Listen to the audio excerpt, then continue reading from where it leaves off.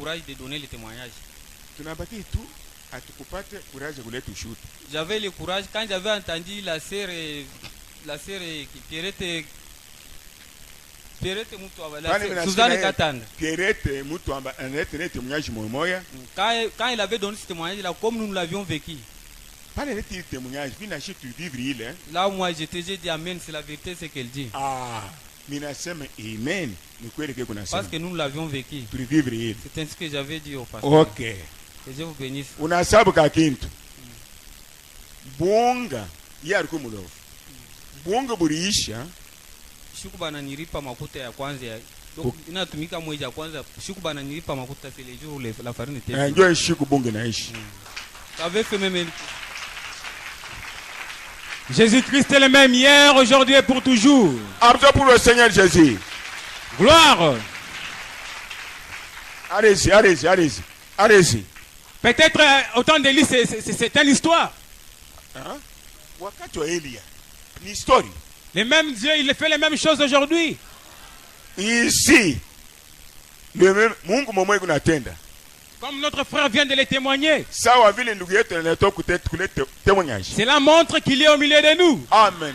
Ili inaonyesha kwamba eko katikati yetu. Cette femme était conduite aussi par l'esprit. Muke na ye Roho Mtakatifu na mongoza. Dieu a écouté sa prière. Mungu anakubali maombi yake. Et Dieu l'a montré le salut. Mungu alimuonesha wokovu. Le salut c'était Élie dans sa maison. Alléluia. Kama mtumishi na kumu nyumba yako ni sali. Eli na ngi mu nyumba yake ni sali. Sasa Mungu nongopa nini? Alors Élie était logé dans sa maison. Ah. Chibingingin. Inceste. Eli na ye abakumloje kwa hotel. Pake mwa veuve. Bangapi? Lorsqu'elle était dans la maison, wakati ni kale mu nyumba, la femme était contente. J'ai l'homme de Dieu dans ma maison. Ah. Mwanamuke alikuwa na furaha, miki mwenye eri. Mimi napokea mtumishi wa Mungu nyumbani. Mais arrivé à un certain moment, wakati moyo inenea, son enfant devint malade. Mtoto ananguka mgonjwa. Et peut-être Élie était en déplacement, il était parti quelque part. Eli alitoka shuka hata mukini. Et pendant que Élie n'était pas là, l'enfant était mort. Élie il est revenu à la maison. La femme a dit, tu es venu dans ma maison pour amener les malheurs. Toi, tu as dit j'aurai un enfant. L'enfant est mort. Vous venez chez moi.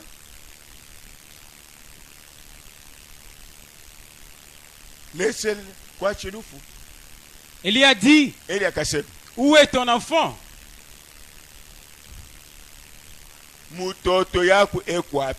Elle a dit, il est dans la chambre haute quelque part. Il était déjà mort, il était cadavre. Élie est parti dans la chambre. Il a vu l'enfant couché sur le lit. Elle a dit, Seigneur, c'est toi qui m'as conduit ici. Toujours d'être conduit. Tu ne conduis pas quelqu'un par hasard. Tu conduis toujours quelqu'un avec un but. Alléluia. Dieu savait la chose qui va arriver lorsqu'il va arriver là-bas. Dieu a permis que cet enfant puisse mourir. C'était pour montrer qu'il est le Dieu qui ressuscite. C'est pour montrer qu'il est le Dieu qui agit. Dieu permet certaines choses qui vous arrivent dans la vie. Ne vous découragez pas. Continuez seulement à marcher. Parce que c'est lui qui vous conduit. Il sait ce qui vous arrive. Peut-être Dieu a permis qu'une certaine maladie puisse être sur toi.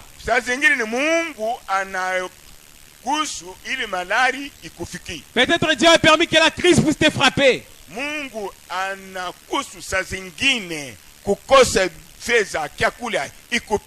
Dieu a permis n'importe quel malheur.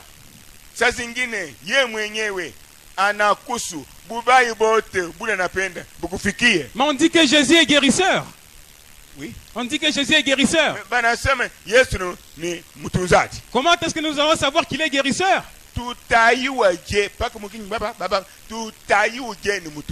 Il faut qu'il puisse avoir une maladie quelque part.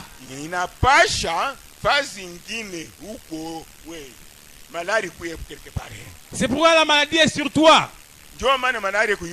C'est pour montrer qu'il est guérisseur. Alors ce matin, si tu crois, si tu crois qu'il est le guérisseur,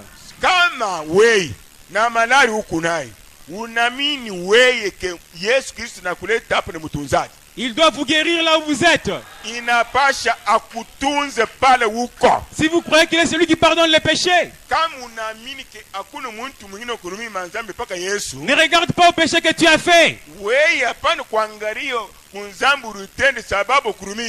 Dieu a permis que tu puisses pécher.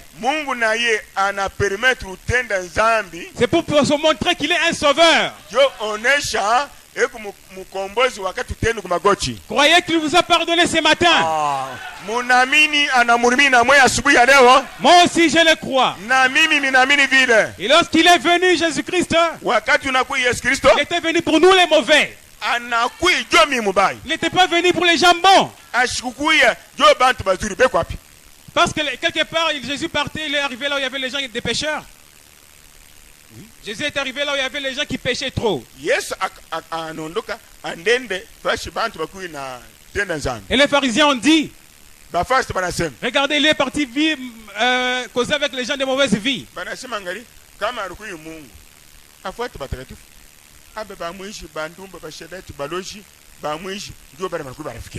Jésus leur a répondu, les fils de l'homme est venu, c'est pour les mauvais. Amen.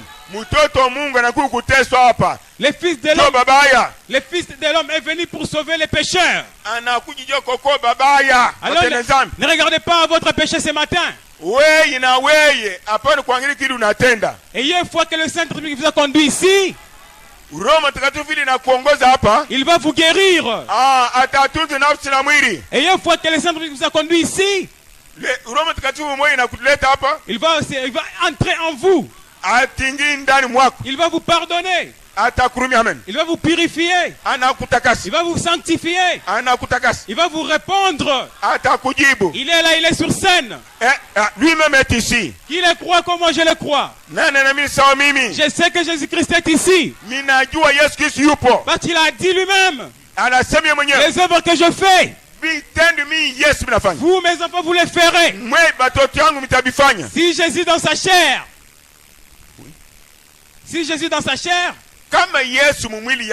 il avait pardonné la femme qui est samaritaine. Il doit encore vous pardonner ce matin. Si Jésus dans sa chair avait guéri l'aveugle Bartimée, il doit encore vous guérir ce matin. Parce qu'il est le même hier, aujourd'hui, éternellement. Regardez cette femme qui a perdu son enfant. Elle a dit, mon enfant est mort. Alors le prophète Élie est venu. Il était conduit par l'esprit. Élie ne faisait rien par hasard. Tout ce qu'il faisait venait automatiquement directement de Dieu. Amen. Élie était simplement un instrument. Il s'est laissé conduire simplement par Dieu.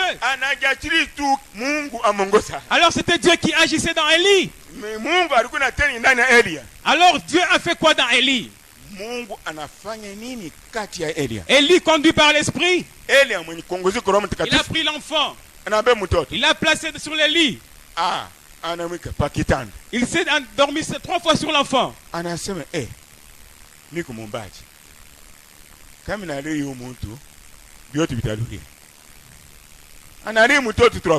Il a dit, Seigneur, qu'on sache que tu es le Dieu créateur.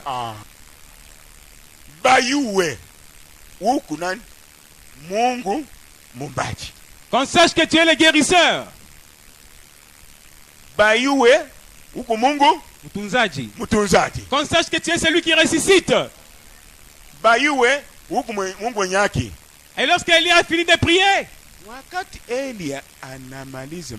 L'enfant a bougé. Mtoto anatenga. L'enfant a dit Mtoto afanye merci Eli. Et l'enfant s'est réveillé. L'enfant s'est réveillé. Mtoto analamuka. Et l'enfant était content. Mtoto alikuwa na furaha. L'enfant a commencé à parler avec Eli.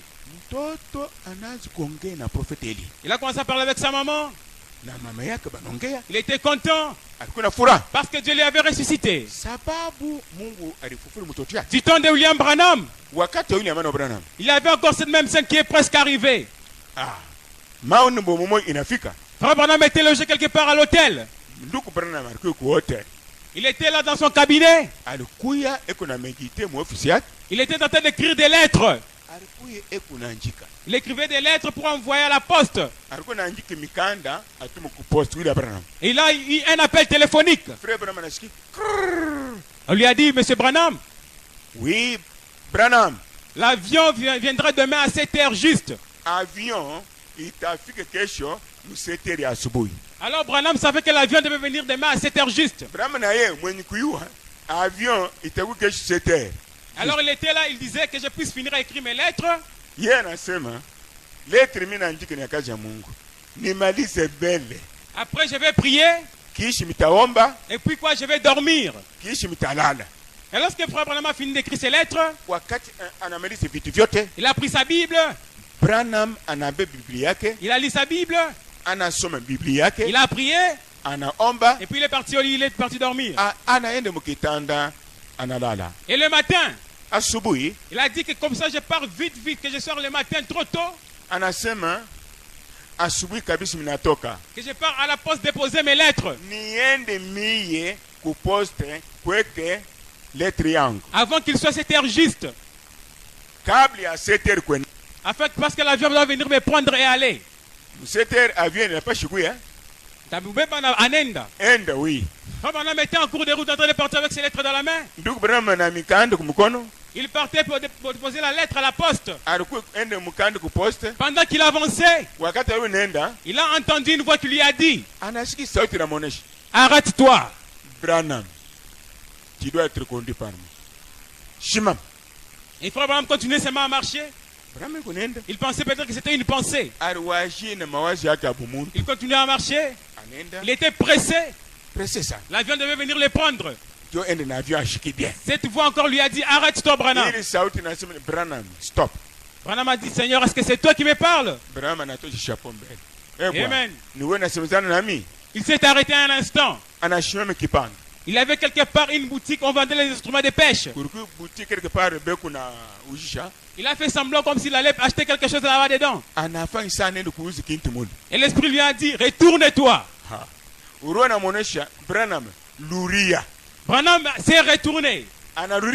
Il a dit, je ferai seulement ce que tu me dis.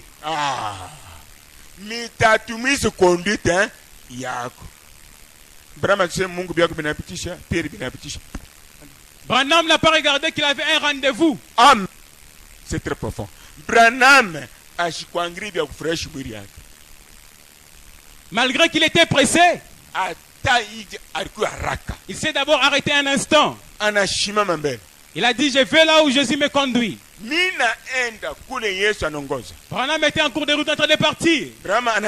Il ne savait pas où est-ce qu'il allait. Mais l'Esprit Saint savait là où il le conduisait. Branham est en train de marcher. Il marchait en train de chanter un petit cantique. Je veux être comme un Jésus. Je veux être comme un Jésus. Et pendant qu'il marchait, il est arrivé quelque part. Il a vu une femme appuyée sur une porte. C'était une femme africaine de peau noire. Elle faisait pitié sur cette porte.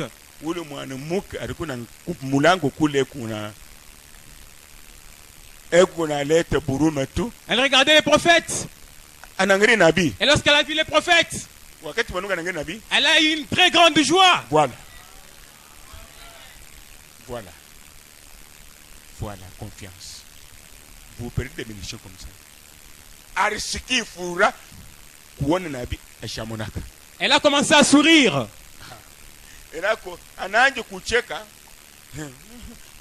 Et l'Esprit Saint dit à Frère Branham, arrête-toi ici.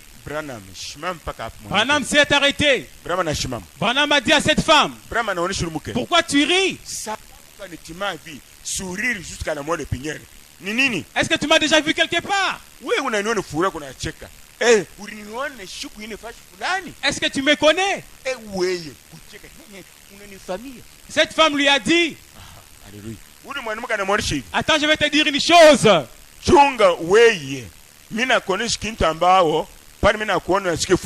J'étais en train de prier la nuit. Amen. C'était une femme de prière. Elle était la nuit en train de prier. Elle priait que Dieu puisse guérir son enfant qui était malade.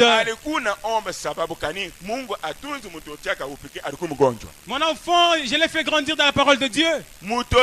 Amen. Mais lorsqu'il a grandi, il avait de mauvais amis. Et ses amis lui ont conduit à une certaine maladie.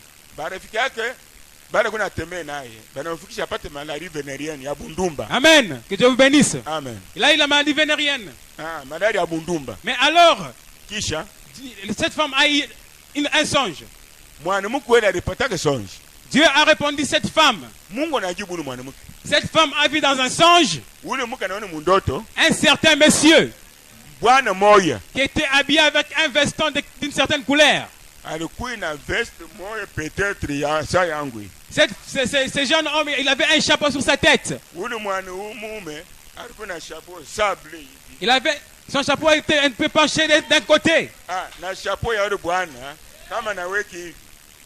Et cet homme avait des lettres dans sa main.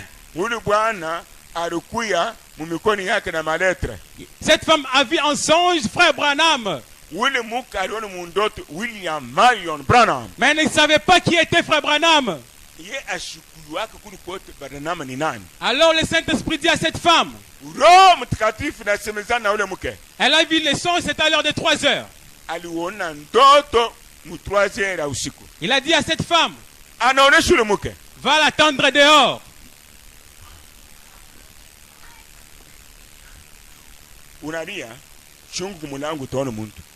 La femme, depuis 3 heures du matin,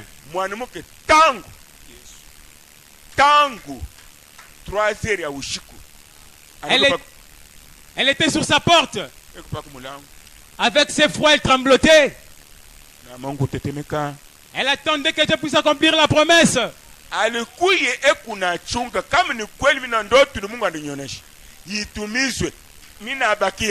Et pendant qu'elle était là, elle a dit à Frère Branham, Dieu m'a montré ceci dans les songes.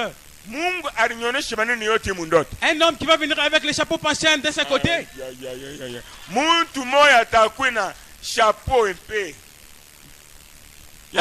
Avec des lettres dans sa main. Et il va venir et il va faire ce que Dieu va faire. Alors Frère Branham a dit, est-ce que c'est vrai ce que tu me dis? Est-ce que c'est vrai ce que tu me dis?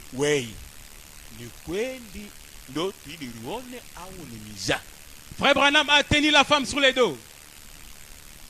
Inceste,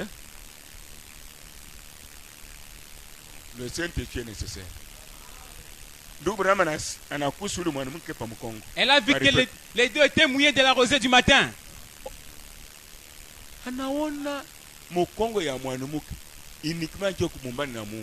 Depuis 3 heures inaoza na umeme ya bushiku. Alors Frère Branham a dit, c'est vrai, tu as été ici depuis trop le matin.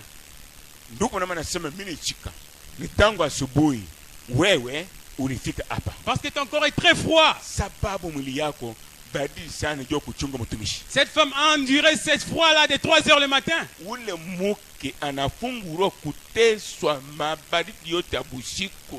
Parce qu'elle savait que quelqu'un va venir. Amen. Aliyua muntu atakuya. Neshimia rendez-vous. Il était sûr que Dieu sera en scène.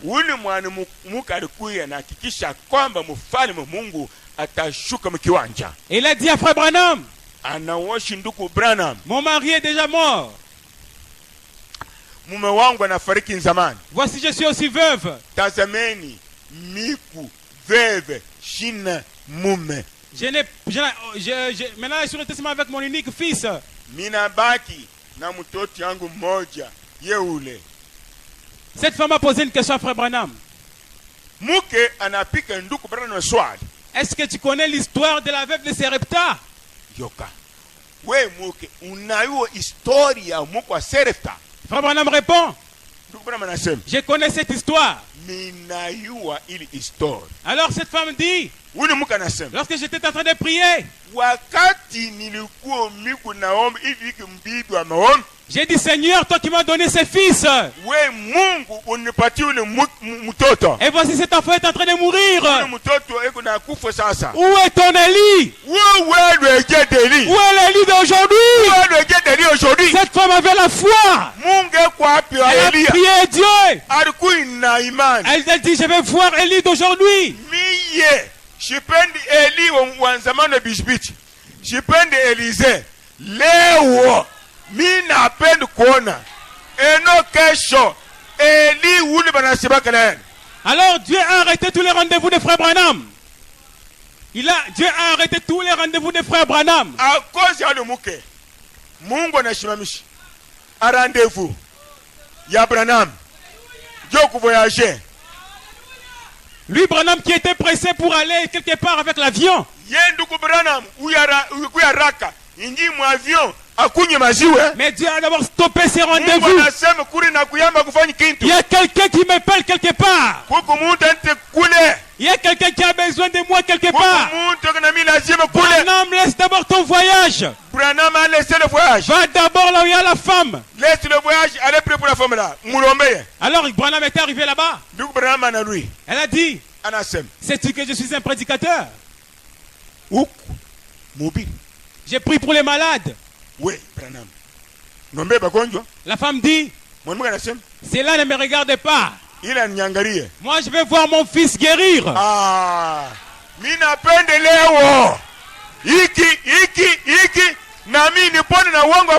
Aujourd'hui les gens peuvent dire. Oui. Aujourd'hui les gens peuvent dire. Jésus avait guéri. Oh non, Frère Branham a guéri le cancer.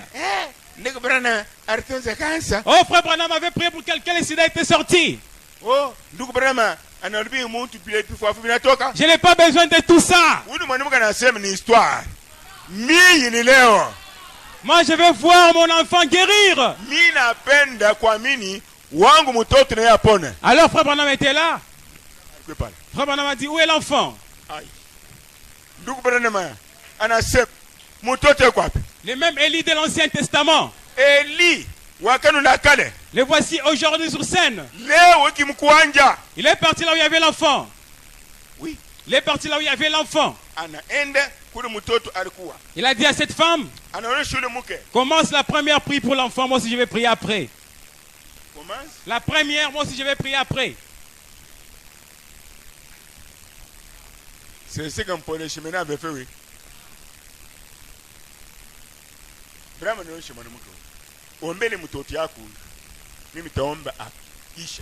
Cette femme avait de l'affection pour son enfant.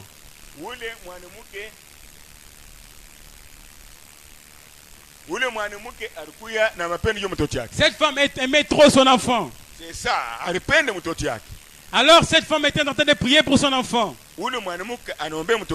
Avec une prière de douleur.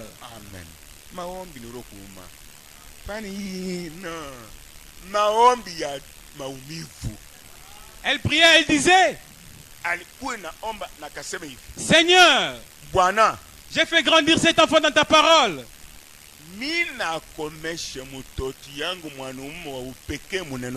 Voici la fréquenté de mauvais amis.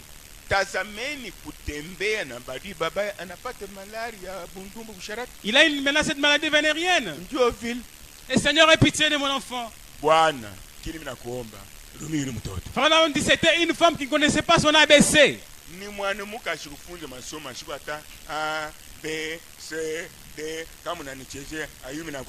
Cette femme n'était jamais partie peut-être à l'école. Mais la façon dont elle priait, c'était Dieu lui-même qui priait en elle. Dieu n'a pas besoin que pour étudier beaucoup, non. Dieu n'a pas besoin de quelqu'un qui connaît trop la théologie.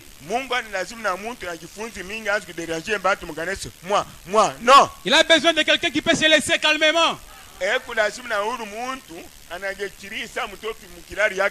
Et il entre en lui, il commence à le conduire. Cette femme était en train de prier. Elle priait. Elle a fini de prier, elle a dit Amen.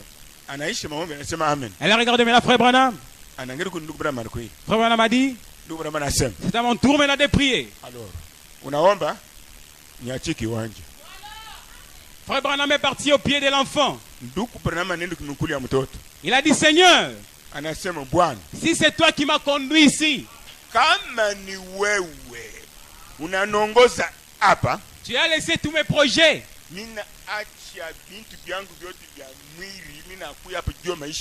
Je veux que cet enfant puisse revivre.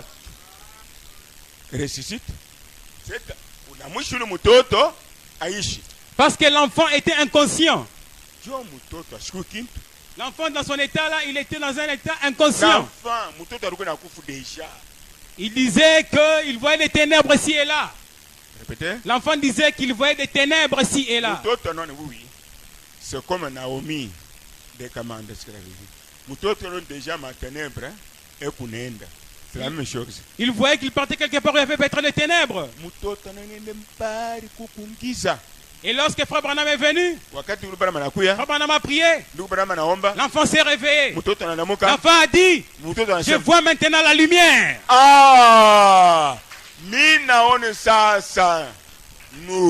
Et cet enfant était content. Les mêmes dieux de l'Ancien Testament. Aujourd'hui, dans notre temps ici, il est venu là agir avec Frère Branham de la même façon. Mais on peut dire encore que du temps de Branham, c'est toujours l'histoire.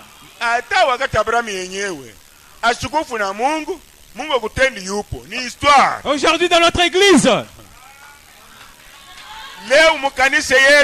il y avait aussi un Élie local. Et ce Élie local, c'est le pasteur Pierre Mutamba.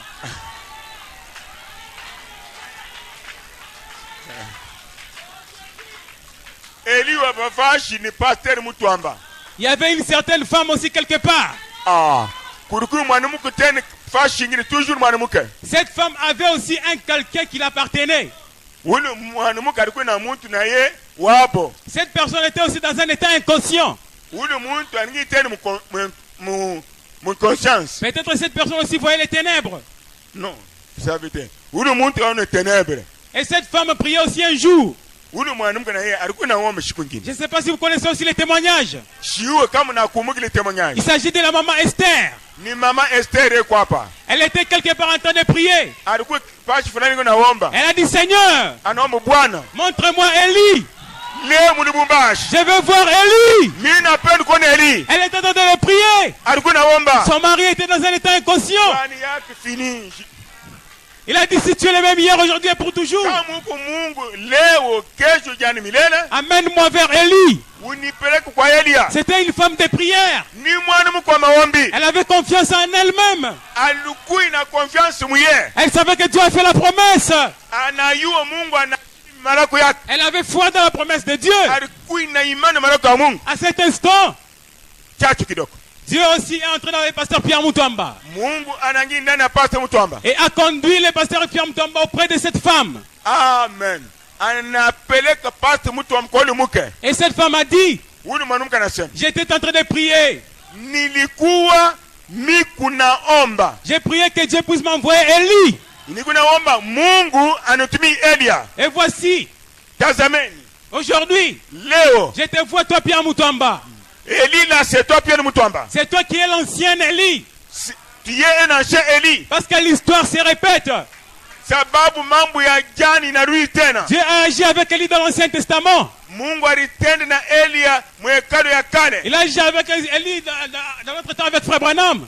Anatumika tena William Branham. Aujourd'hui encore, il était entre de Pierre Mutamba. Leo alingine ndani ya Pierre Mutamba. Et cette femme a été conduite vers Pierre Mutamba. Huyu mwanamke anaenda pa kwa Pierre Mutamba tukari mudepin. C'était Élie dans l'église locale. Alikuwa Eli anu wa dunia mzima. Alors cette femme, Eli wa église ya Fafash. que Dieu vous bénisse. Mungu ambariki. Cette femme avait la confiance en Pierre Mutamba. Huyu mwanamke alikuwa na confiance. Elle savait que comme Frère Branham avait prié du temps passé pour cet enfant-là inconscient, Aliyua hivi ndugu Branham alubili wakati antamani ndio mtoto ule. l'Élie que je vois en présence de moi aussi, frère Pierre, il va prier pour mon mari. Eli na mimi naona ni Pierre Mutamba ende kaombea mume wangu. Et mon mari va quitter l'état d'inconscience. Bwana yake alikuwa mwenye kufa. Alors, ndio Dieu est descendu aussi en scène. Mungu anazuki tena mkiwanja. Ce mari qui était inconscient. Bwana yake ule alikuwa mwenye kufa. Pierre Mutamba a parlé. Pierre Mutamba anasema. Et son mari a quitté l'état d'inconscience. Bwana yake amen. Bwana yake anatoka mulufu. Et je sais que vous tous l'avez vu un jour dans l'église. Minaamini mwe boti mnaonaka mkanisa. Cet homme peut-être il était déjà perdu quelque part dans les ténèbres. Huyu bwana alipotee mtenebre vya kweli, alibeba nafasi ya Mungu, yeye ndio Mungu. Peut-être son âme était déjà perdue. Nafsi yake ilipotea. Mais Dieu a envoyé Élie local. Mungu anatuma Eli wa Munite Tabernacle ala dunia mzima. Il y a une veuve de Sarepta quelque part qui prie. Huyu mwanamke Esther na yeye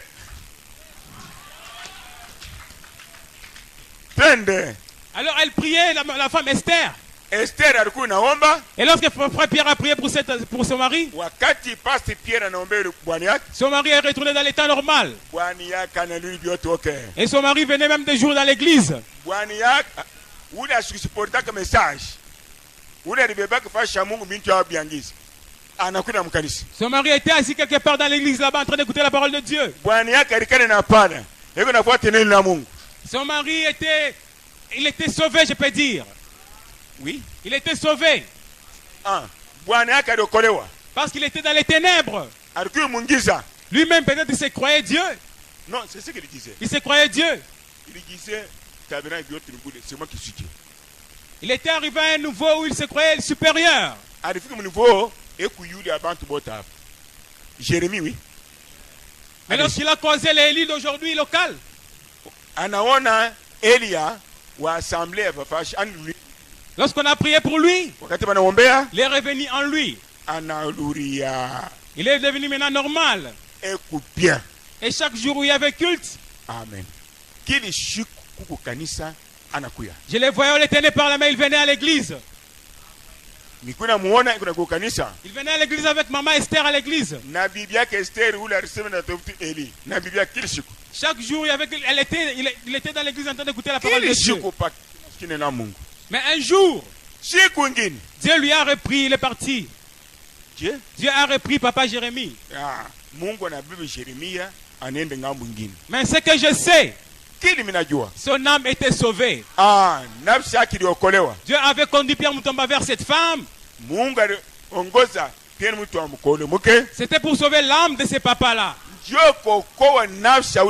Ainsi, s'il est le même Dieu comme toujours, comme le Mungu moyo qui a conduit Simeon ce jour-là vers les temples, s'il est le même Dieu comme le Mungu moja moja qui a conduit Élie vers la veuve de Sarepta,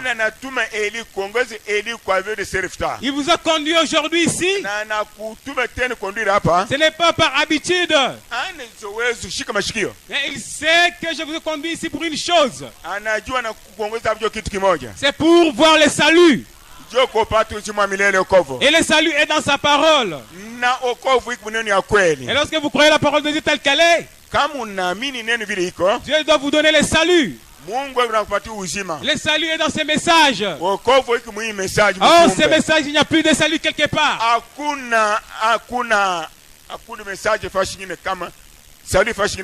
Le Saint-Esprit est seulement dans ces messages. Alors Frère Branham a dit, si vous prêchez ce message tel qu'il est, sans pouvoir ajouter ou retrancher quelque chose, je suis censé de descendre et de confirmer la parole. Alors le Saint-Esprit vous a conduit ici. Ce n'est pas par hasard, bien-aimé. Mais je sais une chose qui vous a conduit ici pour voir les saluts. Qui croit en cela? Moi, je crois en cela. Il est le même Saint-Esprit. Il est le même Saint-Esprit qui a conduit ces jours-là les autres gens. Il vous a conduit aujourd'hui ce matin. C'est pour que vous puissiez les voir. Et non voir un homme. Et non voir quelqu'un. Mais c'est pour voir un Dieu qui agit. C'est pour voir un Dieu qui répond. Pour voir un Dieu qui console. Que le Seigneur Dieu vous bénisse.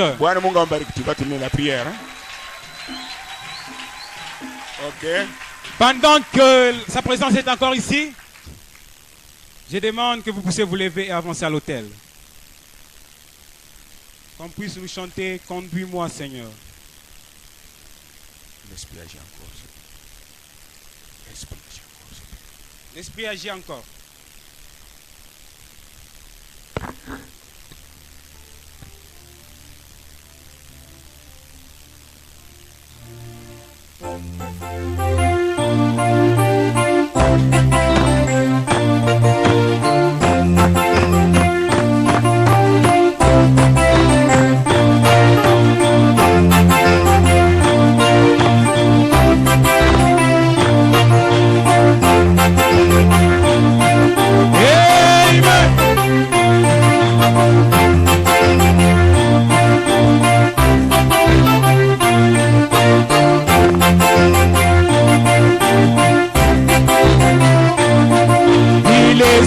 Agis encore, alléluia.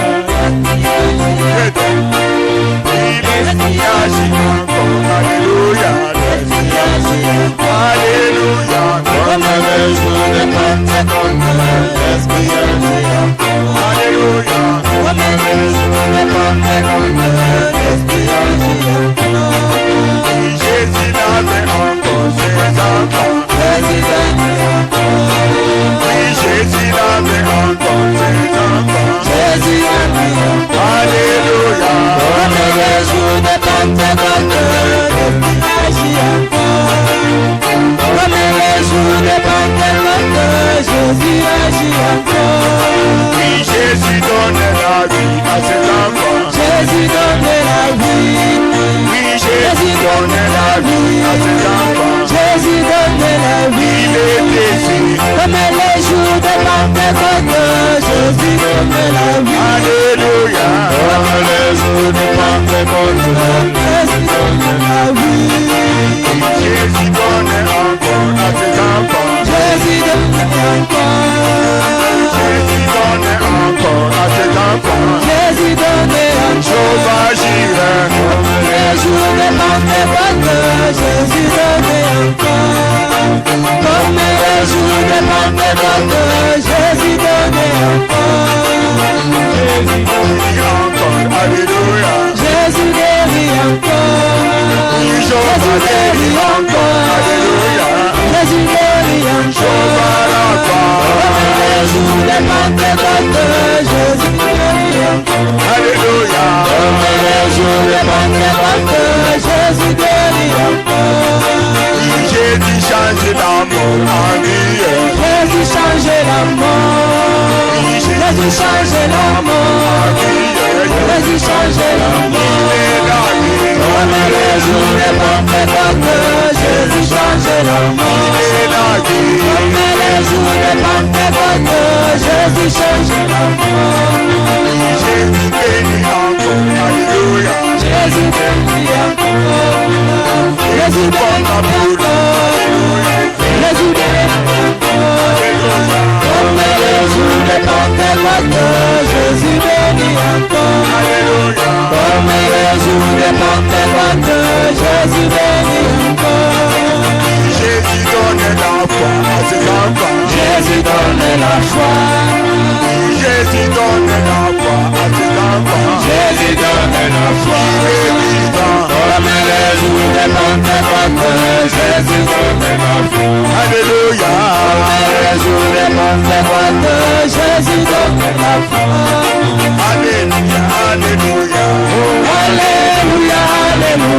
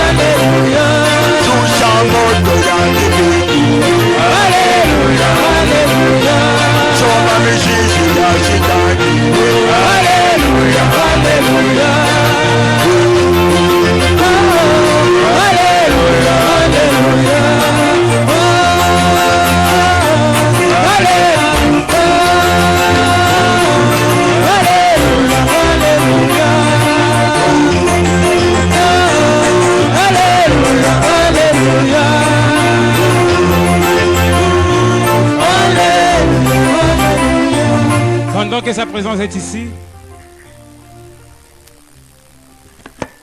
Nous allons prier une courte prière de la foi.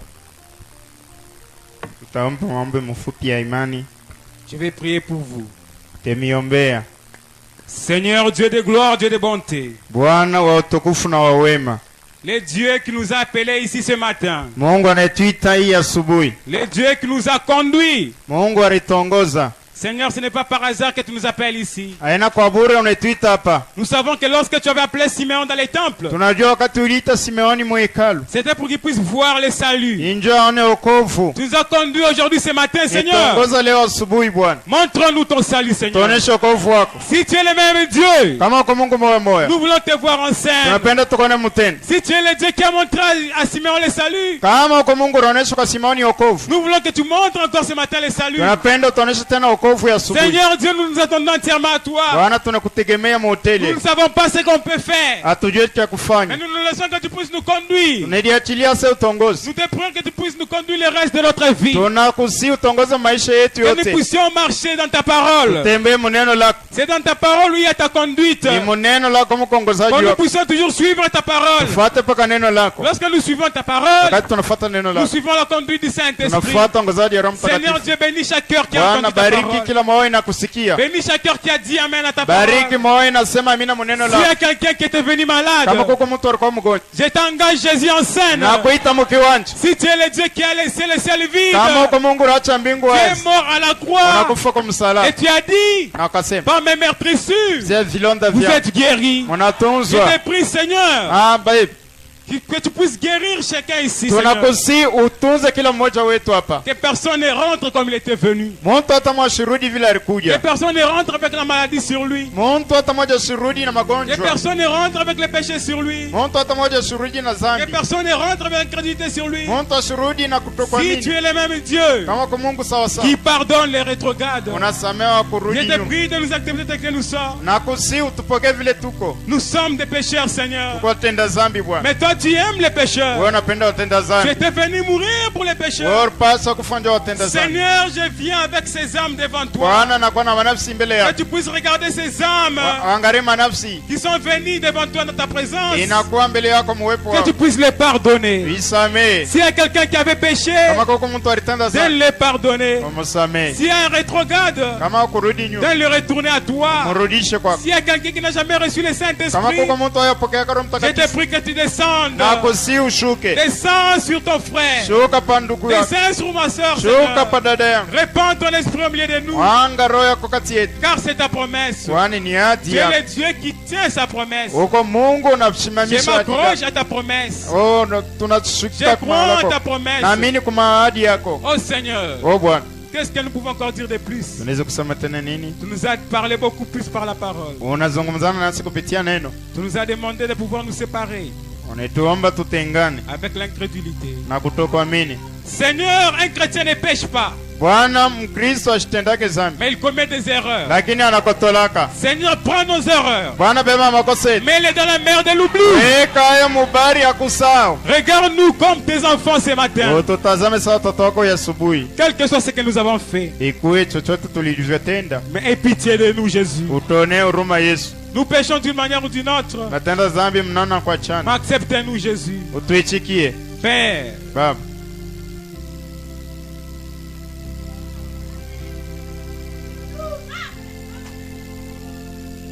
je sais que tu es là. Je sens ta présence, Seigneur.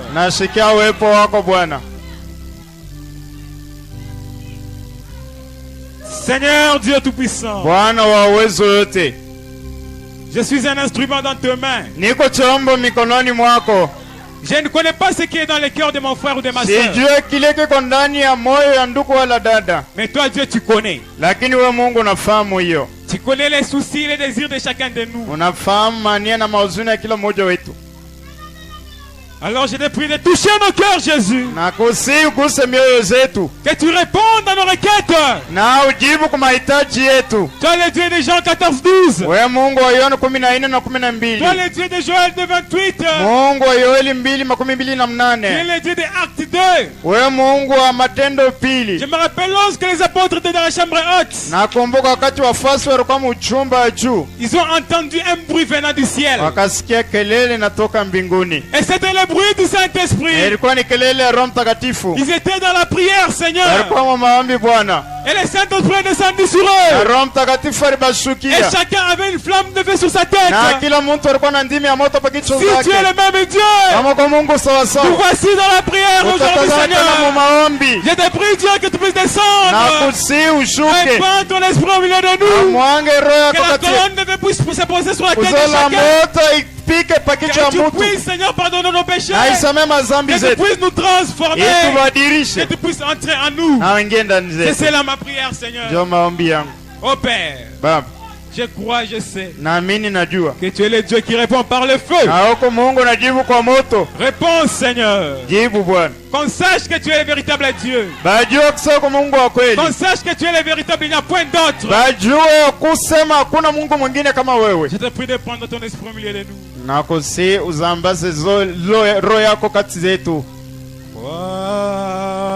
C'est le mot.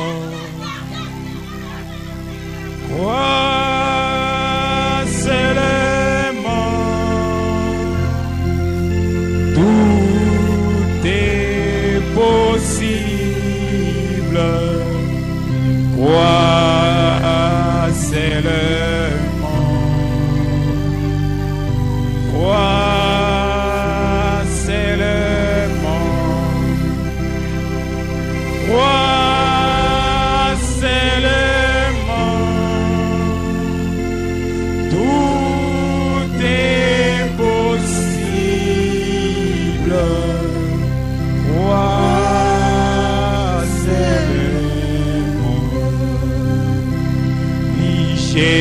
Jésus est là. Je le crois, Jésus. Jésus est là. Tout est possible. Jésus est là. Tu es la paix. Baba.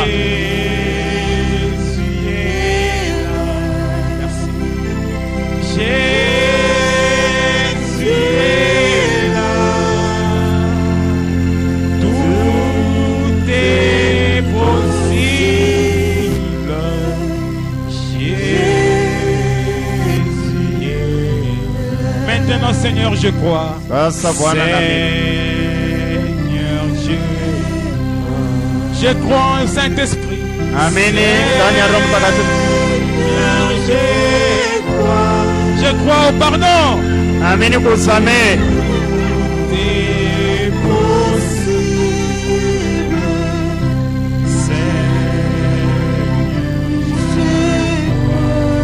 Je crois, Seigneur. Amen. Seigneur, je crois. Seigneur, je crois.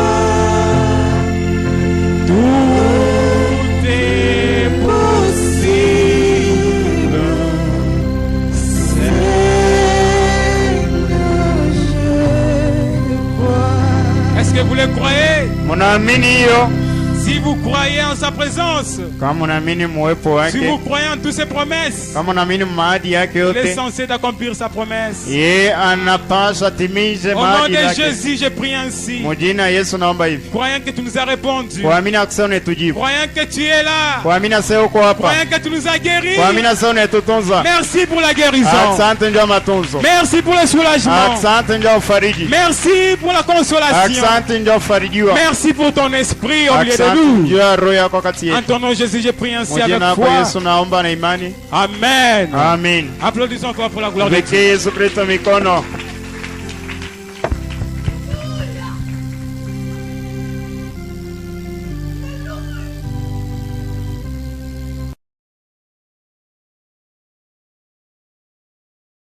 Alléluia.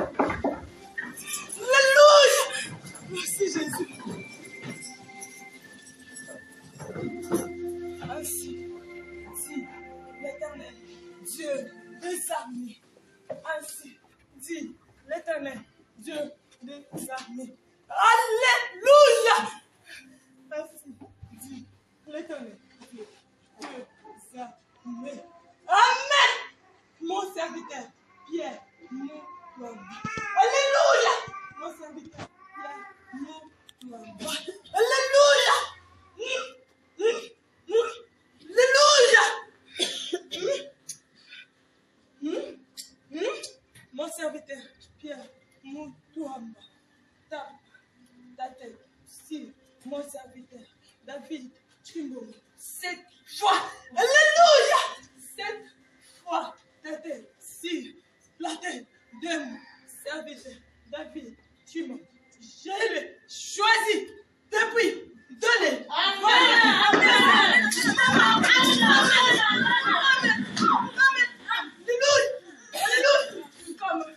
Jérémie, alléluia, alléluia, comme Jérémie, depuis, voilà, ça, maman, ainsi dit l'Éternel, Dieu des armées, tu dois frapper la tête 7 fois sur la tête de mon serviteur.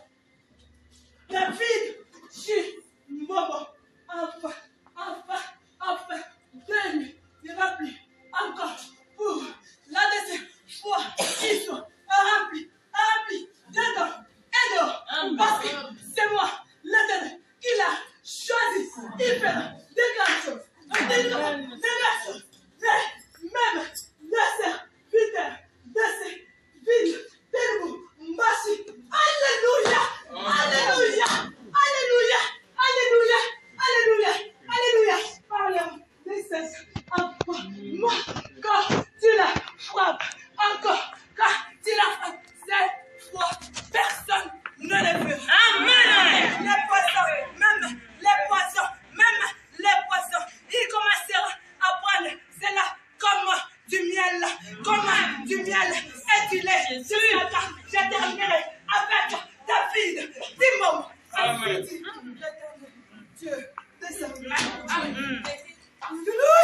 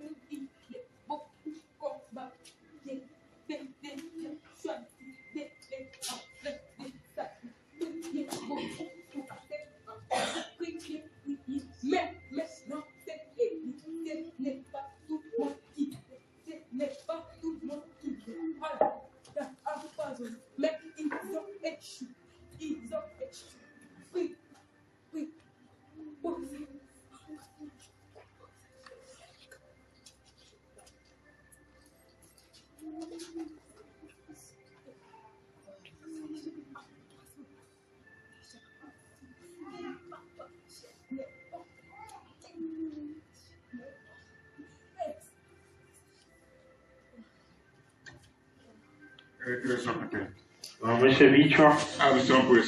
Tupige Yesu Kristo mikono.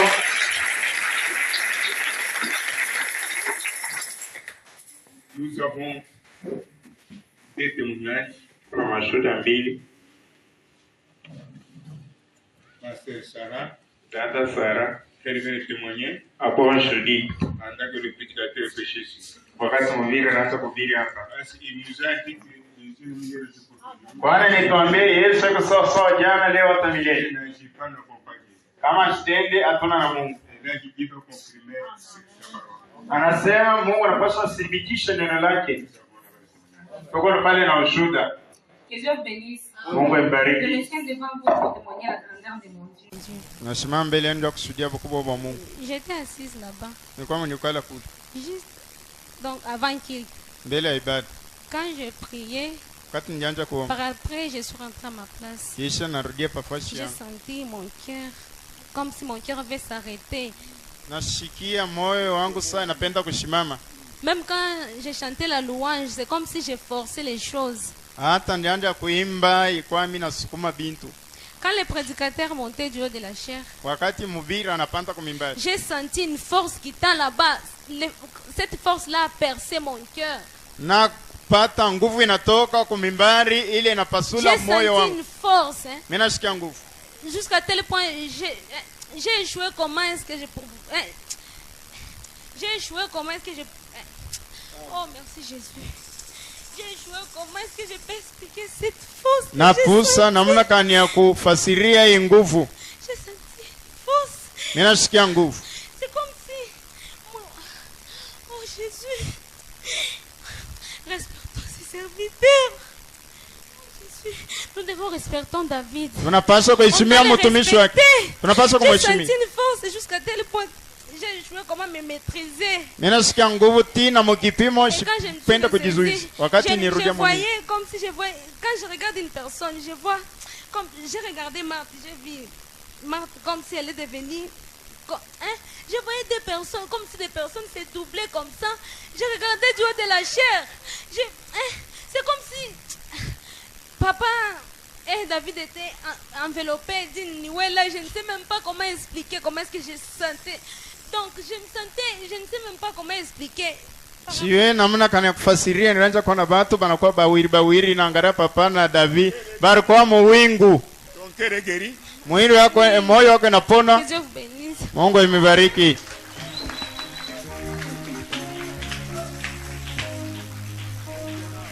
Sasa ushuhuda ya pili. Ndugu yangu Mordekai Kalumbiti. Il a un témoignage eko na ushuda de ce que Dieu a fait pour lui à l'instant même. Kile Mungu anamtendea hapa sasa.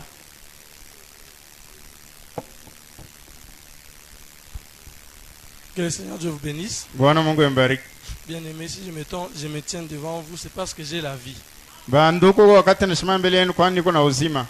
Aujourd'hui le matin, asubuhi leo, quand je venais à l'église, wakati tianja kwa kanisa, je me sentais très faible. Je n'avais même pas envie de venir. Je faisais les choses lentement. Je voyais les temps passer, mais j'étais indifférent. Je sortais, je venais tout doucement là. Je suis arrivé. Je me suis assis là-bas.